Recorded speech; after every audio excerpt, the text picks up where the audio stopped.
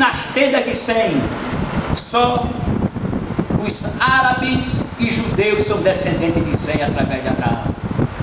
E o que é habitar nas tendas de Sem? Habitar na casa de Sem, na família de Sem. E Abraão é o filho maior de Sem, e Davi o filho maior de Abraão, e Jesus o filho maior de Davi. E nos judeus, descendentes de Abraão, toda a terra é abençoada. E em Jesus de Nazaré, todos nós somos abençoados. Então o Novo Testamento cumpre isso, ao dizer: e o mesmo Jesus começava a dizer de quase 30 anos, sendo como se cuidava, filho de José, e José de Eli, e Natã de Davi, Davi de Jessé, e Judá de Jacó, e Jacó de Isaac, Isaac de Abraão, e a fachada de Sem, Sem de Noé. Isso quem escreve é Lucas, o médico amado. Ainda lemos em Gênesis capítulo 12, versículo 3, que Deus viria da família de Abraão. Ora, o Senhor disse a Abraão: em ti serão benditas todas as famílias da terra. Os irmãos sabiam que o cristianismo, o catolicismo e o islamismo veneram Abraão? Porque Abraão foi pai, ou é pai, dos israelitas. E os israelitas, como diz Apocalipse capítulo 12, quando a gente lê o capítulo 12 do Apocalipse, versículo 1 em diante, diz que tem uma mulher vestida de sol, com uma coroa sobre a sua cabeça, a lua aos seus pés, 12 estrelas que digo formando sua coroa, a lua aos seus pés, e ela vestida de sol. Às vezes nós perguntamos o que significa isso, e a mulher está grávida. A mulher é Israel. Desde a profecia de Gênesis, e o nascimento do Messias começou a se manifestar, que essa profecia mostra que Israel é a mulher que está grávida, vestida de sol. A glória de Deus estava em Israel no Antigo Testamento. A lua aos seus pés. Os gentios. A lua é um astro iluminado. O sol é um astro luminoso. E quem dá luz à lua é o sol. Então, a família de Abraão é representada por essa mulher. E os gentios é representado pela lua. Assim, a glória de Israel iluminou os gentios. Mateus registrou o livro da geração de Jesus, Cristo, filho de Davi, filho de Abraão. Vocês sabiam que Jesus é 4 vezes filho? Filho de Abraão, filho de Davi, filho de Deus e filho do homem? Porque é filho do homem, porque ele era homem. Porque é filho de Davi, porque é da linhagem real. Porque é filho de Abraão, porque ele era israelita. E porque é filho de Deus, porque Deus gerou Jesus. E Deus é 4 vezes pai. Pai por geração, pai por criação, pai por eleição, pai por adoção. Elegeu Abraão, nos adotou, gerou Jesus. 4 vezes pai. Quem pode dizer amém? Amém. O Messias viria da tribo de Judá, de Gênesis 49:10.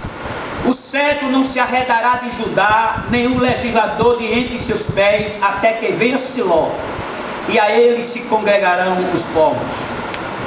Agora preste atenção, que eu vou ler agora e depois vou explicar. Cada tribo de Israel tinha seu bastão.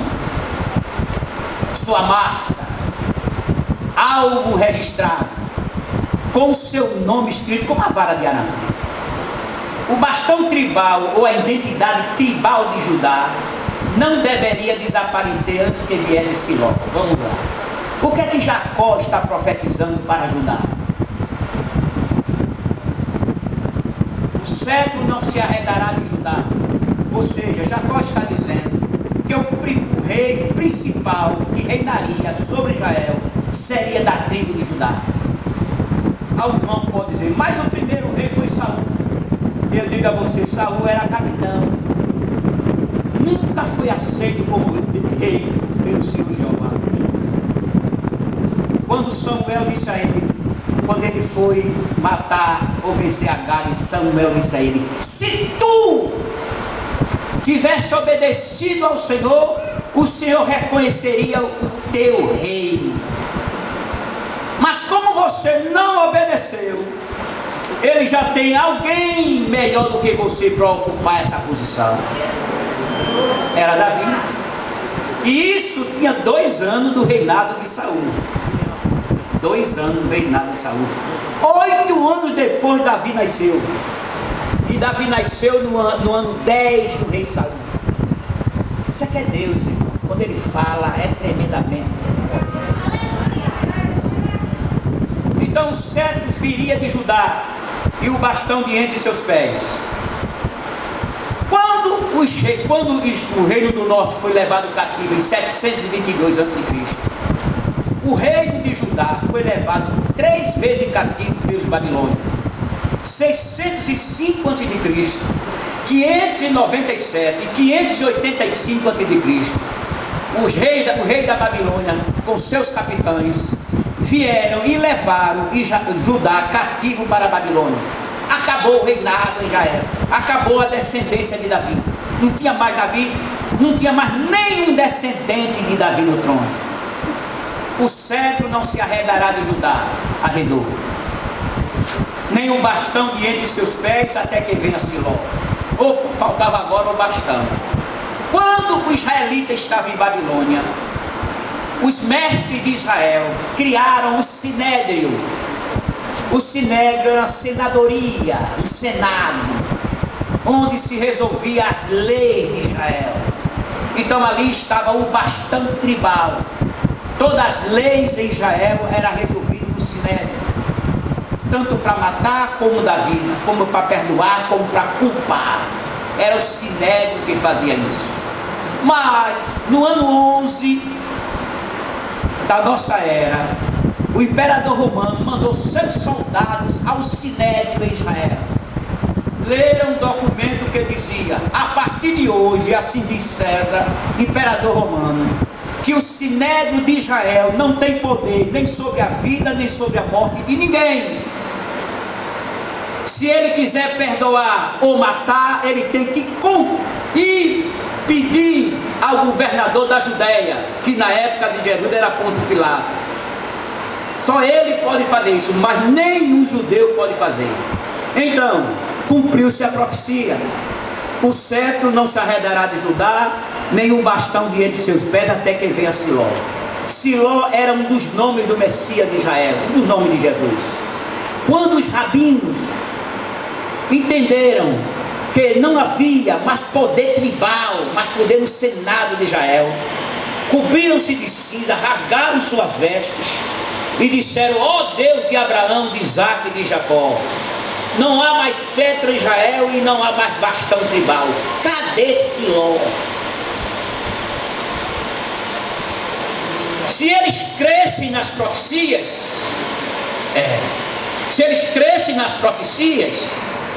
ele dizia: Siló deve estar por aí. Vamos prestar atenção que Siló deve estar vivo por aí. Qualquer manifestação sobrenatural a gente fica de olho para ver se ele chegou. Siló era um garoto de 11 anos, ajudante de carpinteiro em Nazaré da Galileia.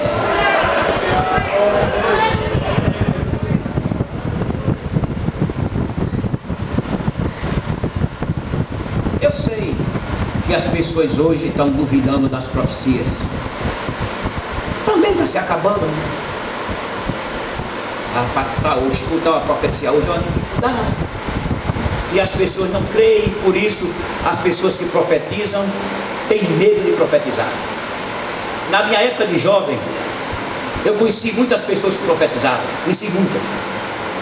E conheci outras que profetizavam, mas medrosas.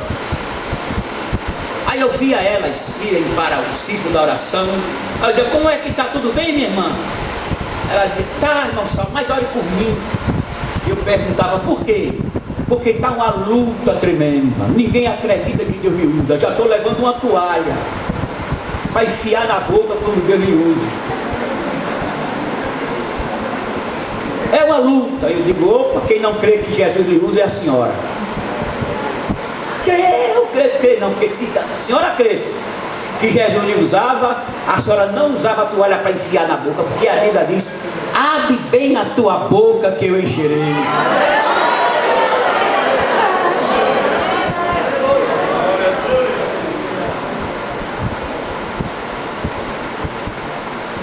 Talmud de Babilônia, já expliquei à tarde o que é o Talmud de Babilônia, mas só mais uma explicaçãozinha.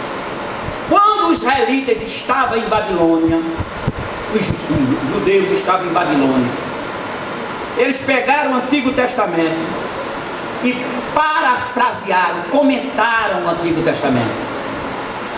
Esse comentário é altamente respeitado. Existe o Talmud da Babilônia e o Talmud de Jerusalém. O Talmud da Babilônia é mais respeitado do que o Talmud de Jerusalém. Porque o Talmud da Babilônia, para uns, foi feito pelos grandes mestres de Israel. Então o Talmud é o comentário do Antigo Testamento, que o Antigo Testamento é a Bíblia dos judeus. Então qualquer coisa que os israelitas queriam saber, corria para o Talmud. Eles queriam ver um texto, um versículo da Bíblia no Antigo Testamento, onde procurar um comentário, ia para o Talmud, ou vai para o Talmud. O Talmud é vendido na livraria. Então, no Talmud de Babilônia está escrito, quando os membros do Sinédrio perceberam que tinham perdido o direito sobre a vida das pessoas, houve uma decepção geral. Eles cobriram as cabeças com cinza e os corpos com saco, exclamando, ai de nós, pois o cetro foi removido de Judá e o Messias não veio. Isso é quem não crê nas profecias.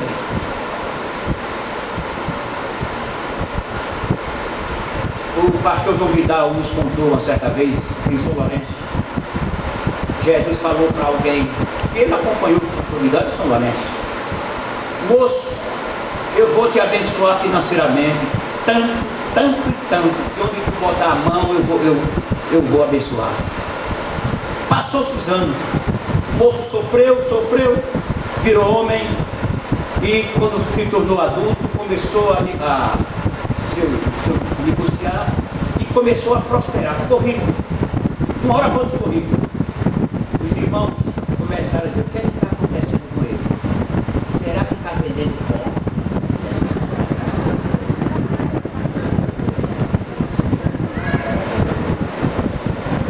Sem incredulidade.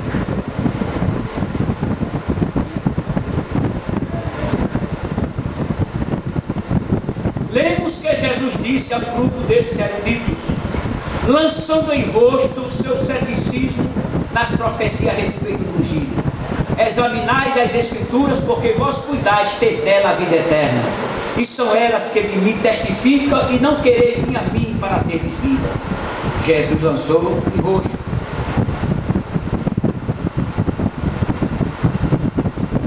Vimos que o termo ungido no hebraico é Messiá, e conforme o Antigo Testamento havia 3 classes de ungido em Israel.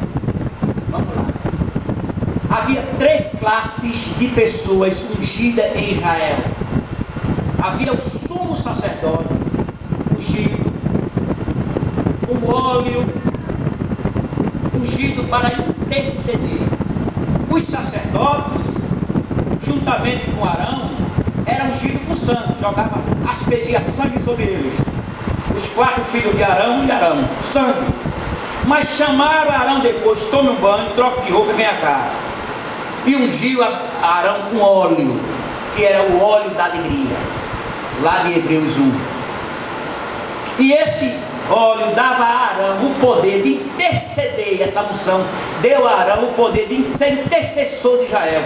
Todo ano ele ia para o Santíssimo interceder pelo povo de Israel.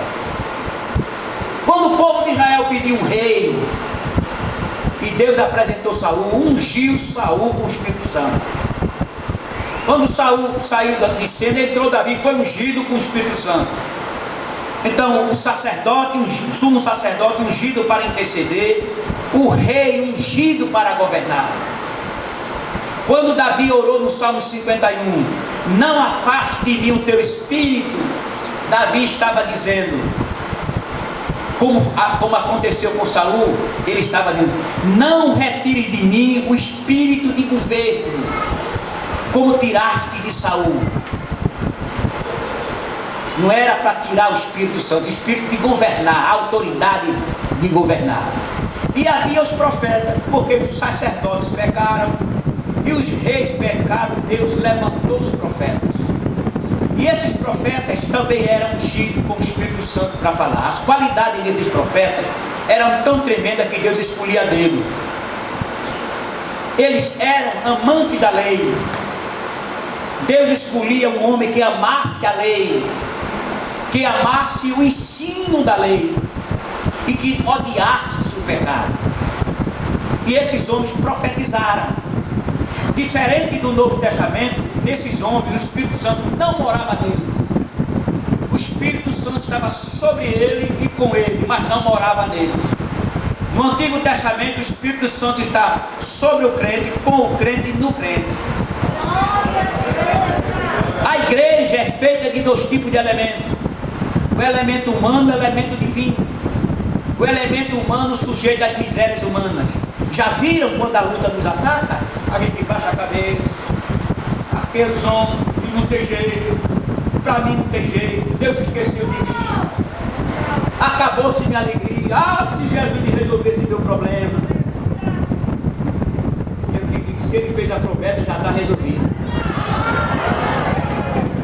Mas quando ele está assim perturbado, o Espírito Santo sacode ele por dentro, ele cresce e passa a glorificar o nome do Senhor. O Espírito Santo. O Espírito Santo é tão tremendo na vida do crente que ele mora no crente. Agora deixa eu dizer uma coisa a vocês. O Espírito Santo é o Espírito de Jeová.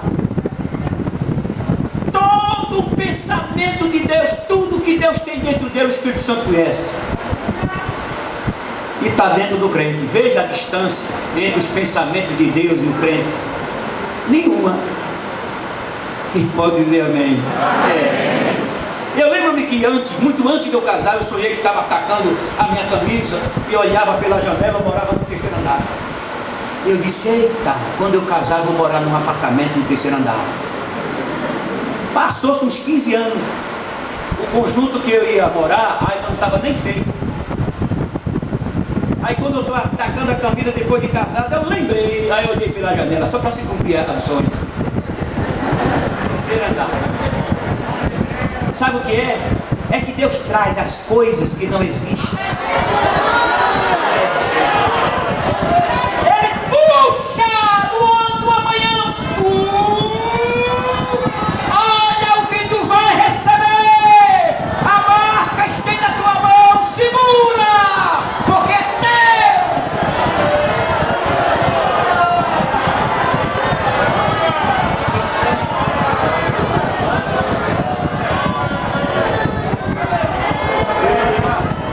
os anjos não têm o Espírito Santo dele. Mas olha para aí, Gabriel, o Espírito Santo mora em ti, Gabriel? Não. E tu, Miguel, príncipe dos exércitos de Israel? Também não. Mas mora nos crentes, Gabriel. Mora nos salvos. Ele fala com a lavadeira de roupa, fala quando a irmã está cozinhando feijão, fala quando ela está sozinha, fala com ela na igreja, fala com ela no caminho, fala com ela quando ela está perturbada, quando ela está alegre. Fala, fala, fala, fala e fala.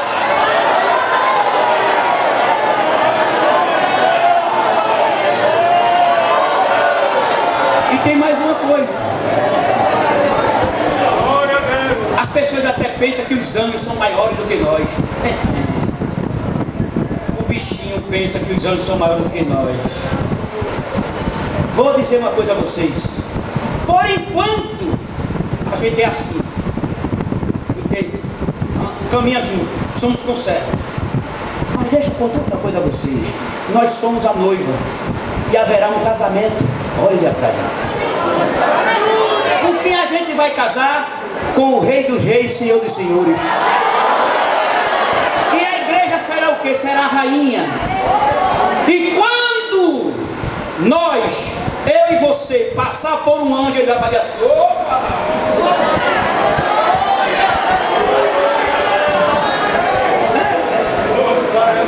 Quem pode dar um glória a Jesus para ela?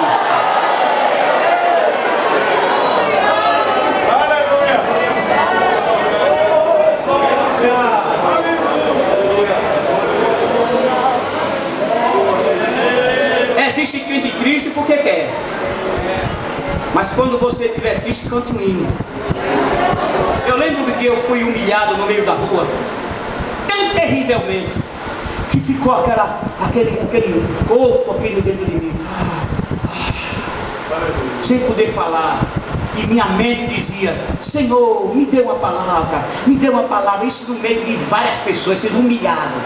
Eu saí andando. Aí o Senhor me deu um hino.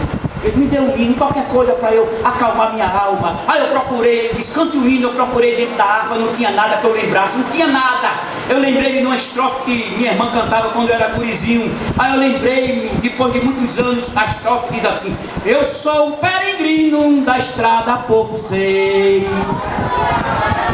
E dizem que perigos eu sempre encontrarei. Jesus dará conforto e cuidará de mim, se nele for confiando desta vida até o fim. Falou para mim, Jesus me usando no hino e dizendo: você é peregrino nessa estrada, mas levante a cabeça, olhe para frente, porque do fraco eu faço forte. Fica para você essa mensagem: do fraco ele faz o forte.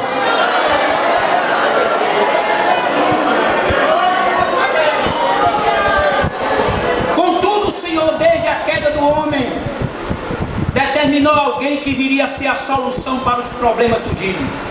Esse alguém seria profeta, seria rei, seria sacerdote. A unção estaria sobre o Messias, como revela o Salmo 45, versos 6 e 7. O teu trono, ó Deus, é eterno e perpétuo. O cetro do teu reino é um cetro de equidade. Tu amas a justiça e aborreces a impiedade.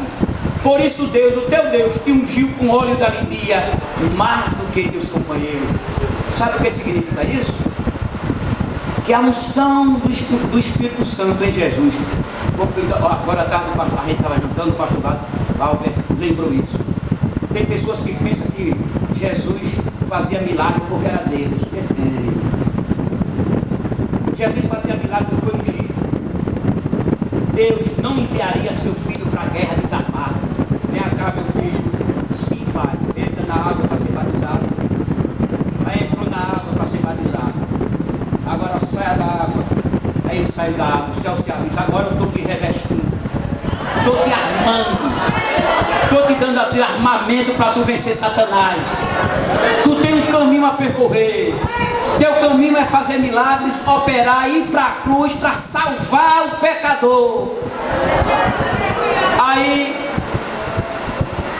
muitos anos depois, Pedro diz: como Deus ungiu a Jesus de Nazaré, com o Espírito Santo e com poder, o qual andou fazendo bem e curando a todos os oprimidos do diabo, porque Deus era com ele.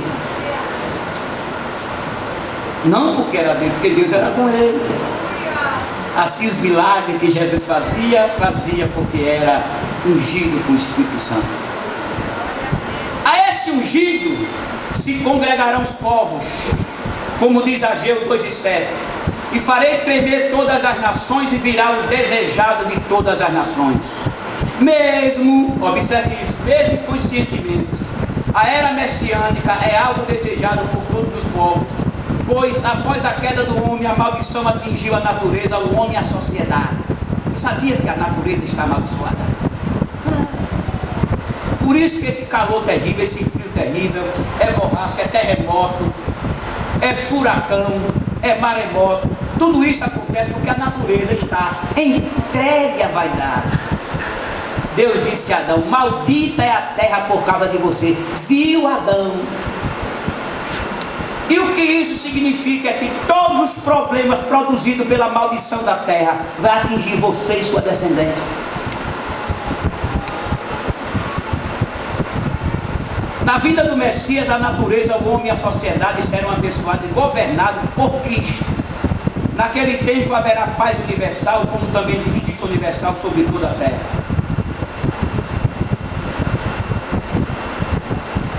Em Zacarias capítulo 9, versículo 9, tem uma profecia que fala da entrada de Jesus em Jerusalém montado num jumento. Falamos que 332 profecias cumpriram-se em Jesus de Nazaré. Diz assim: alegra-te muito, ó filha de Sião, exulta, ó filha de Jerusalém, eis que o teu rei virá a ti, justo e salvador, pobre, montado sobre um jumento, sobre o asnil, filho de jumento. Jesus montado no jumentinho, a mãe do jumento amarrada pelo cabelo, amarrada no rabo do jumento, e desceram o monte das oliveiras. E Jesus chorou quando olhou Jerusalém, que ele ia entrar e ser tão ovacionado. Ele chorou e disse: ó Jerusalém, que mata os profetas e apedreja os que a ti são enviados. Quantas vezes eu tive vos ajuntar como uma galinha junto os pintinhos debaixo de suas asas, e vocês não quiseram. Mas agora vos digo: a vossa casa ficará deserta, não ficará pedra sobre pedra, até que digais: bendito o que veio em nome do Senhor. Isso foi a profecia de Jesus para Jerusalém. E se cumpriu Zacarias 9:9. Certa feita, o rei Davi estava pensando e pensou: se eu moro numa casa muito linda, moro no meu palácio, porque Jerusalém é fundada em cima de 3 montes: Monte das Oliveiras, Monte Calvário e Monte Sião. 3 montes em Jerusalém. Se você olhar, e no sul tem o Monte da Tentação.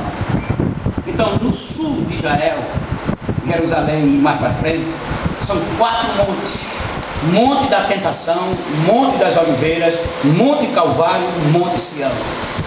Quando a gente olha para essa contextualização, a gente percebe algo interessante.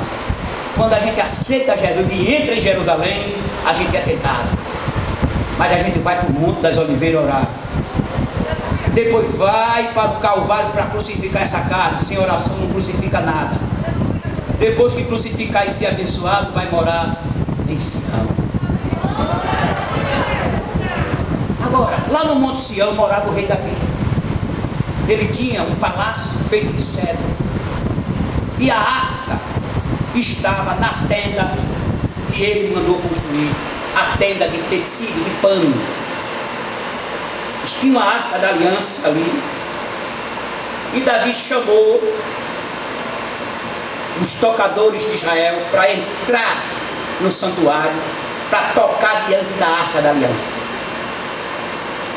Havia 4 maestros em Israel, havia mais 24 filhos de Asaf, Jedutun e Emã, havia 288 maestros, e havia 4.000 maestros cantores.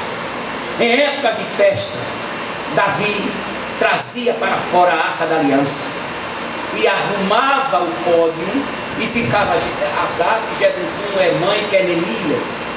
O maior maestro de Israel era Quenenias, e ele batia uma vara no púlpito onde ele estava, e começava o cântico.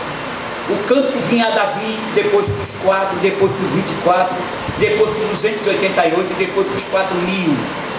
Os israelitas ficavam no pé do monte, aí começava a cantar também. Os midianitas, a 100 quilômetros de distância, ouviam a voz dos milhões de cantores de Jerusalém, e diziam uns para os outros: estão louvando ao Deus Jeová, o Deus dele. Mas quando a gente olha para Davi, a gente fica boca aberta.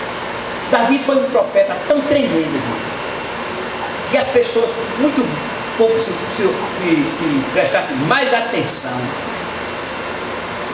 e iria ler a história de Davi mais minuciosamente.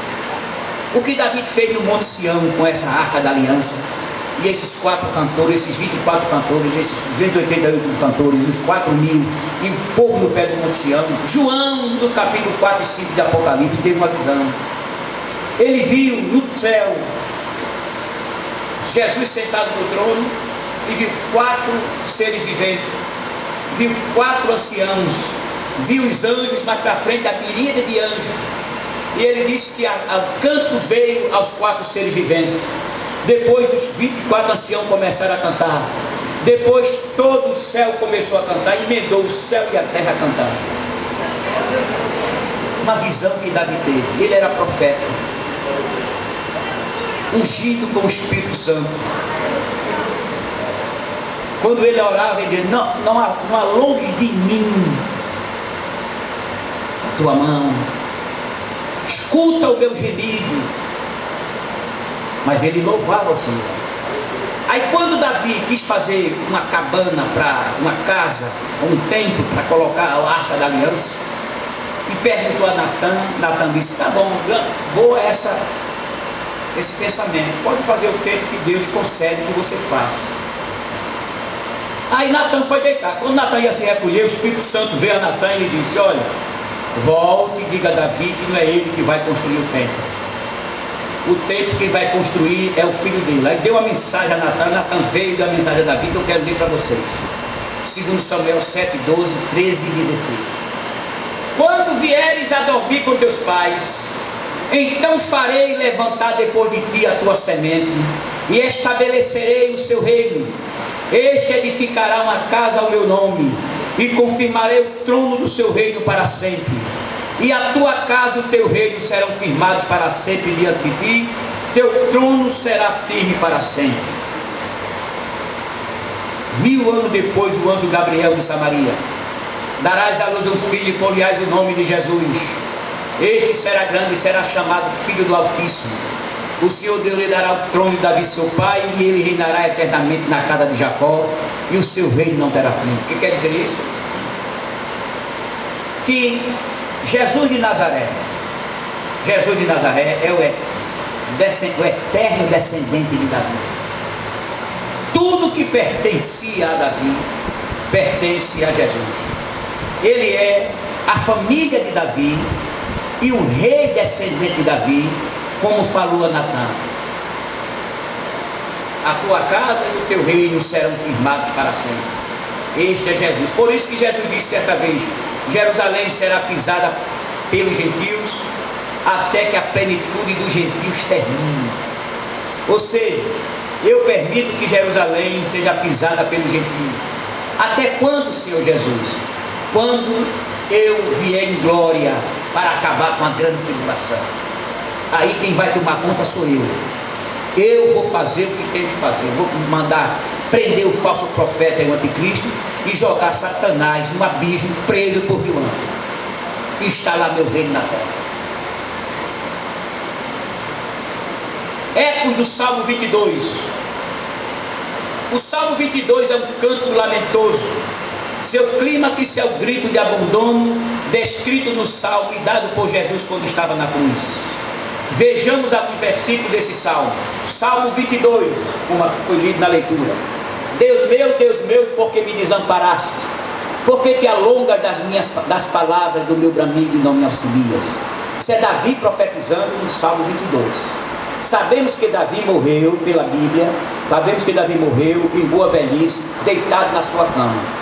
E aqui ele está falando da morte de uma pessoa, num suplício terrível, que tudo indica que é uma cruz.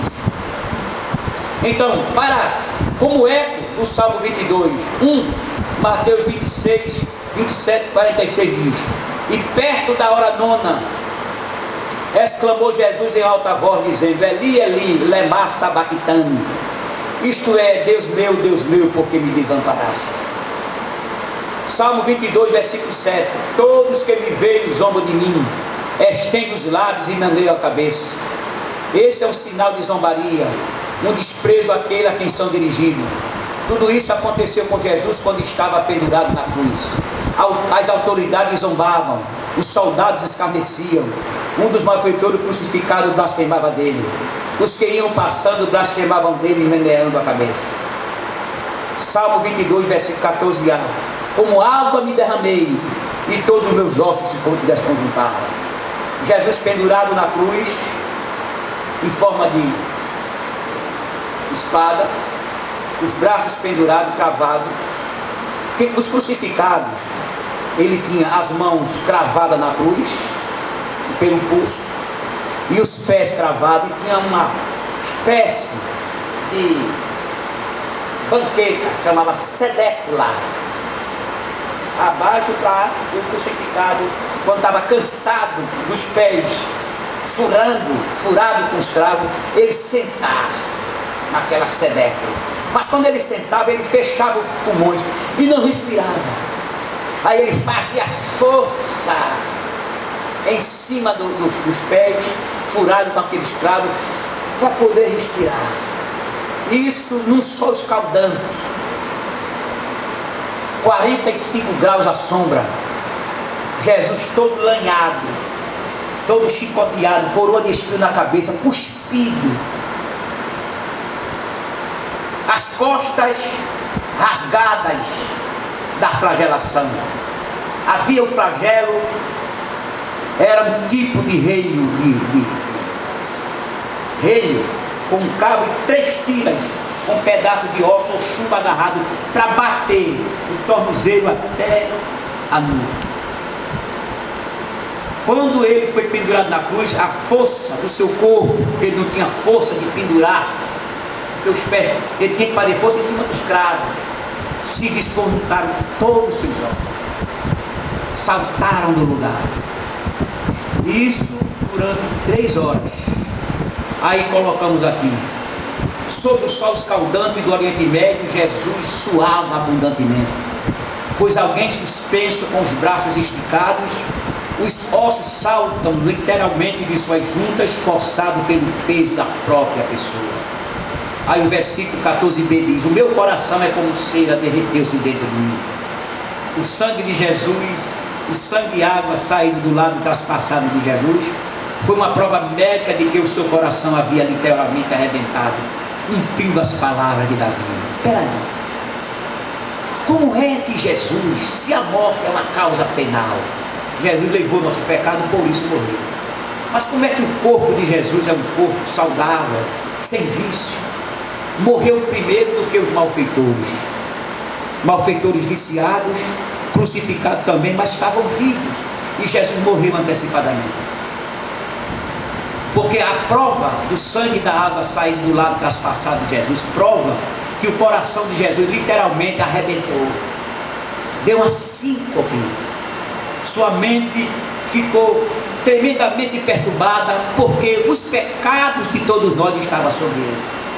E quando eu digo que os pecados de todos nós estavam sobre ele, não é um saco de pecado nas costas, não, é que Jesus viveu a vida na cruz de cada um de nós para perdoar. Jesus foi o pecador, o ladrão arrependido na cruz, foi o psicopata, foi o assassino, foi o travesti na cruz. Tudo isso passou por ele como pecador.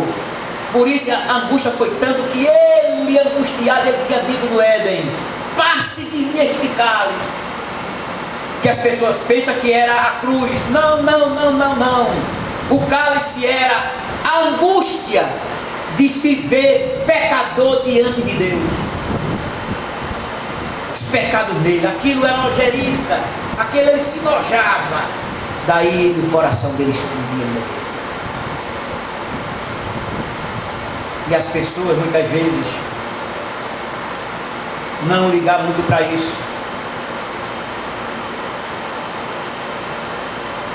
(22:15) a minha força se secou como um caco, e a língua se me apega ao céu da minha boca. Isso descreve a sede devido à desatração.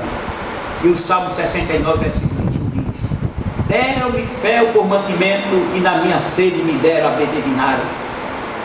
João 19, 28 a 30 diz: depois, sabendo Jesus que todas as coisas estavam terminadas, para que a Escritura se cumprisse, disse: tenho sede. E encheram de vinagre de esponja e pondo-la no sopro lhe chegaram à boca.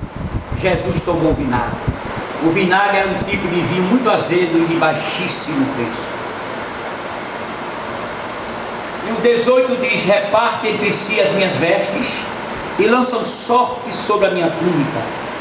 As roupas de alguém que fosse executado era por direito de seus executores, mas como a túnica de Jesus era tecida de alto a baixo, foi a própria mãe de Jesus que fez a túnica que os homens usavam na época, era tecida de alto a baixo como tricô, e não tinha costura. Resolveram lançar sorte para se cumprir a Escritura que diz: dividir entre si as minhas vestes, ou seja, o manto de Jesus foi dividido, rasgado. Agora a túnica lançaram sorte sobre ela. Assim, desde o pacto da traição até Jesus expirar na cruz, se passaram de 24 horas, se passaram menos de 24 horas. Repetindo, desde a hora da traição até a morte de Jesus na cruz, foram menos de 24 horas. E 23 profecias messiânicas se cumpriram na vida de Jesus nesse período. Terminando.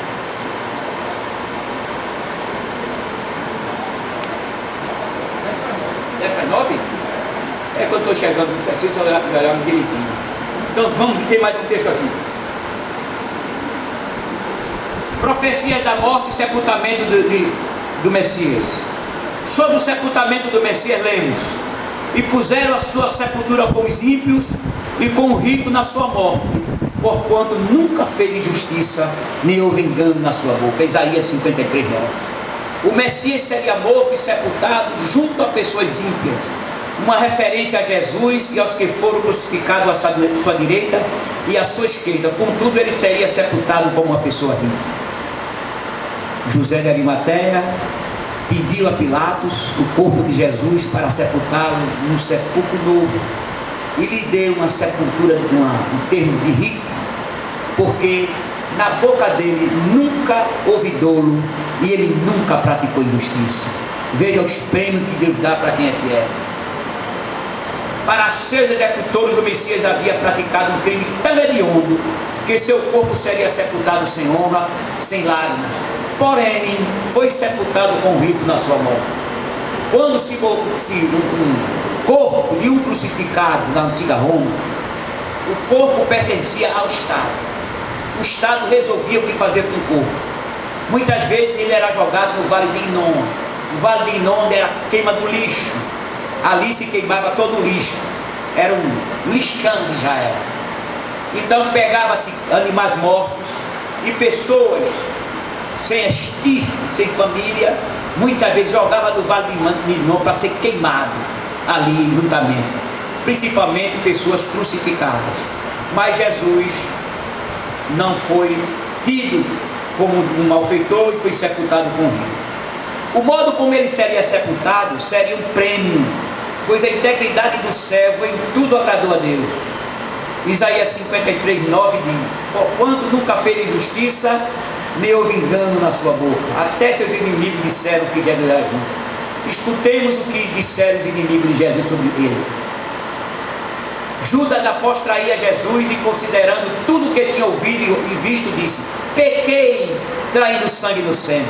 Mateus 27, 4. Pôncio Pilatos, tomando água, lavou as mãos diante da multidão, dizendo: estou inocente do sangue deste justo. O centurião disse: na verdade este homem era justo. A esposa de Pilatos mandou-lhe um recado naquela manhã do julgamento, dizendo: não entres na questão desse justo, porque no sonho muito sofri por causa dele. Assim, os próprios inimigos de Jesus testificaram que ele era justo.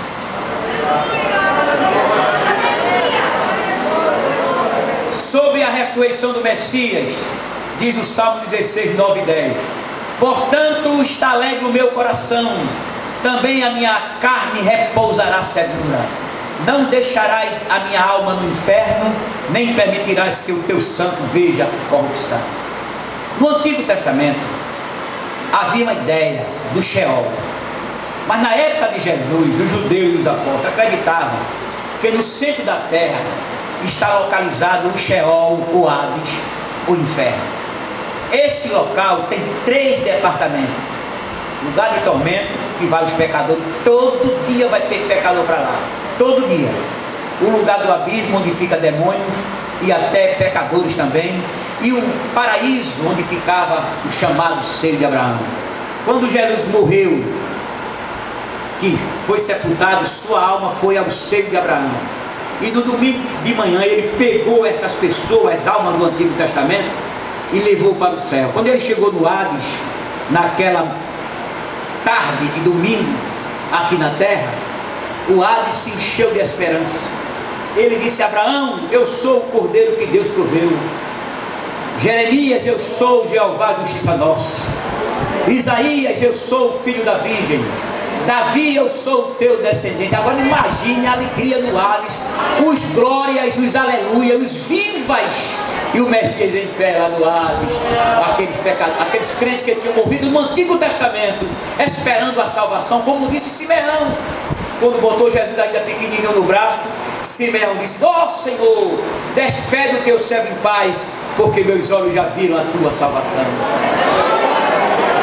Era que os crentes do Antigo Testamento não eram salvos. Por que, irmão Saulo? O senhor está dizendo que os crentes do Antigo Testamento não eram salvos? Eles iam para o lugar do paraíso, lugar de delícia, esperando que o Messias fosse buscá-lo.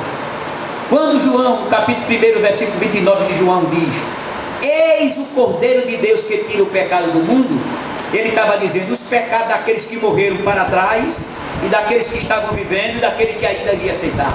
Ou seja, os crentes do Antigo Testamento morriam na esperança da salvação.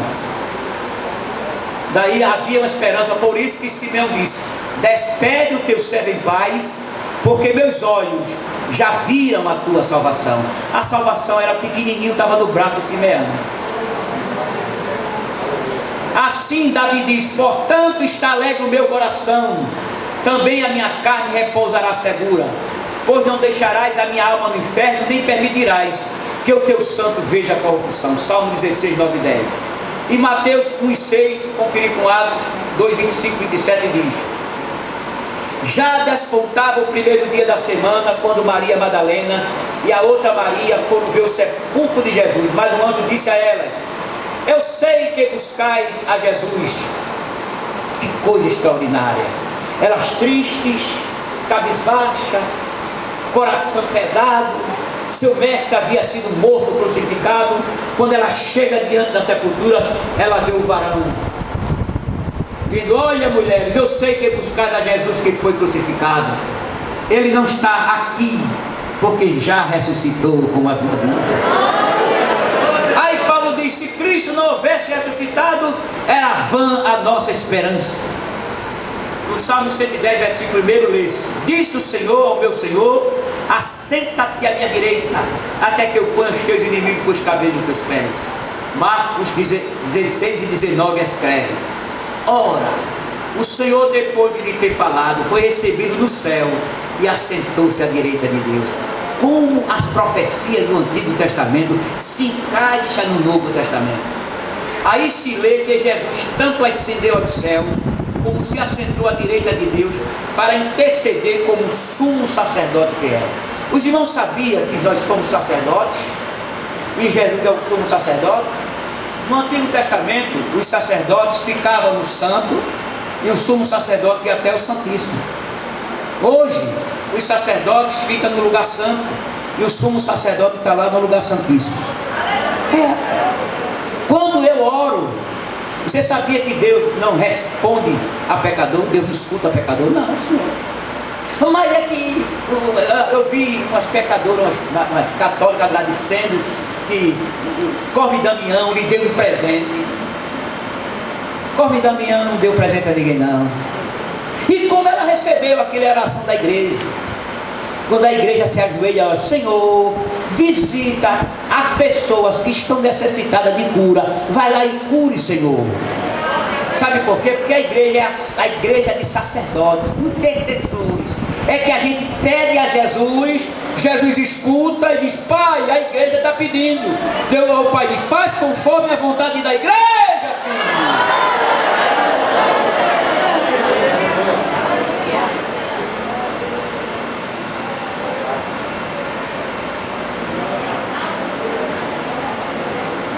Conclusão: o pensamento de que o Messias sofredor era da linhagem de José do Egito muito contribuiu para a rejeição de Jesus como o Messias prometido. Os mestres de Israel estavam tão ocupados com suas tradições que jamais passou por suas mentes que eles poderiam estar errados quando interpretavam as profecias sobre a manifestação do ungido baseado na sua aparência.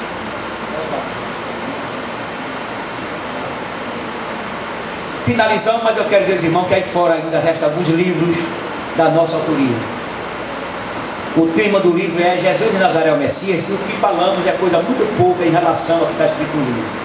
O livro tem 380 páginas, tem 11 capítulos, cada um extraordinário. Eu passei 5 anos escrevendo esse livro. Aqui está o livro, uma obra extraordinária. Chegou 1.700 livros, praticamente está zerado lá na Beré.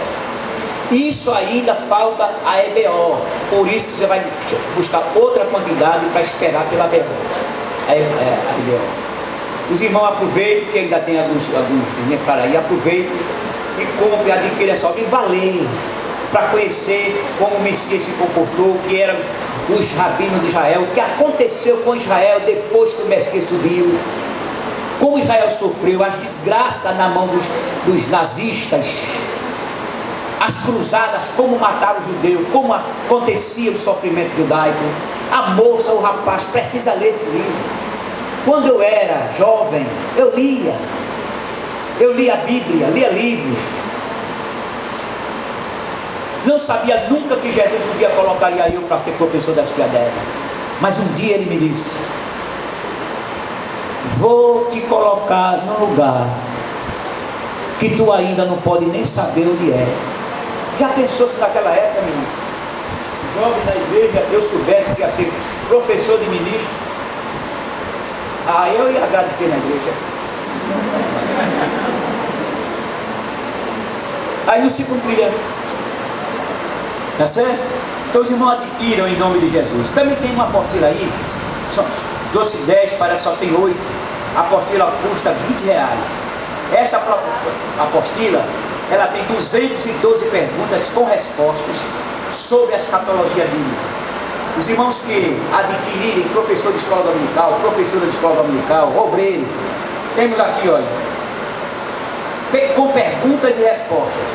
A importância das profecias bíblicas, o arrebatamento da igreja, o tribunal de Cristo, as bodas do Cordeiro, a grande tribulação, a vida de Jesus em glória, o julgamento das nações vivas, o reino milenar, o juízo final e o estado eterno. É de grande valia os irmãos adquirirem para ler juntamente com a Bíblia, para adquirir conhecimento, para não ficar tão calado na sala de aula. A pessoa dando aula de escatologia, os irmãos: você sabia que nós teremos um corpo semelhante ao de Jesus? Irmão. Você sabia que nós podemos comer? Que coisa boa. Amém. Deus enviou seu Filho amado.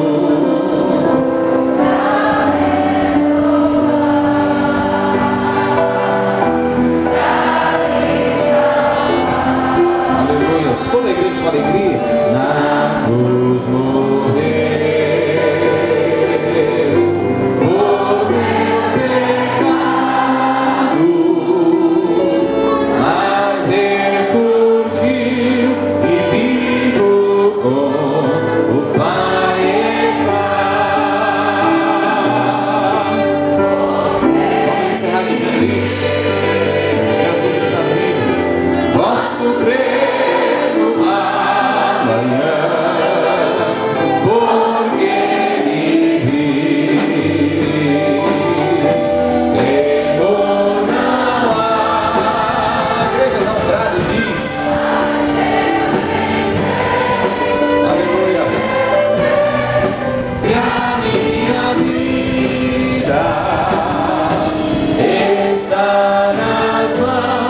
de beleza.